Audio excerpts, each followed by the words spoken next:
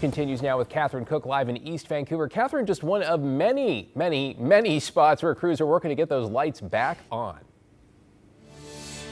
And David, the number of people still in the dark tonight is steadily dropping thanks to crews like the one behind us. They've been out here all day.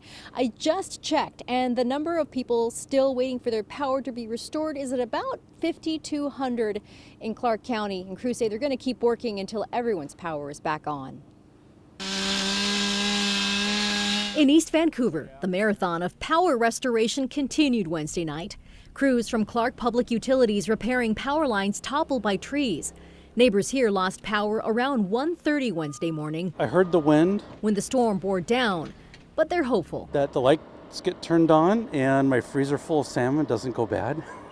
For now, Andrew Culver's getting by with a headlamp and candles. We don't miss it until it's gone. So like our phones, I've had to huckle down in my car to charge my phone. At one point, Clark PUD reported 98,000 customers were without power. Things have been very busy, just trying to restore power, triage the damage, and build a game plan. Damian Pizzanti with Clark PUD says crews are working around the clock and relying on customers to report power outages to help them pinpoint the damage.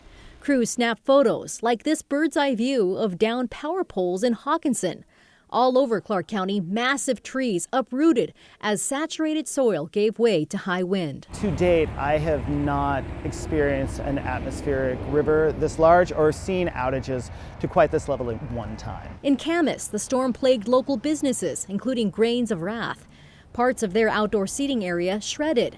The restaurant posted they're closed until further notice. We were going to eat here, but now we're going to find something else, hopefully. The power is hit and miss throughout the town. Some things are open, and right next door, some things are closed. Back in East Vancouver, a sober reminder that this was just round one. As we are digging ourselves out of this storm, we are actively planning and discussing how we're going to prepare for the next one. And for that reason, a message to crews from Andrew, co-signed by countless others. I know that they're working very hard, and thank you very much for all that you do. Thank you definitely does not cover it. We really appreciate these crews. Again, just wrapping up here earlier, we were told they would hopefully have power restored to this neighborhood at around midnight. And just, David, wanted to double down again on that message you shared. Clark Public Utilities also wanted to remind folks to stay away from power lines. Even if you think they might be safe, it's just not worth the risk. Be sure to report those and any outages as soon as you can. Back to you. Yeah, definitely worth repeating, Catherine, as we have seen tragedy in past circumstances here. Appreciate your reporting tonight. Stay safe.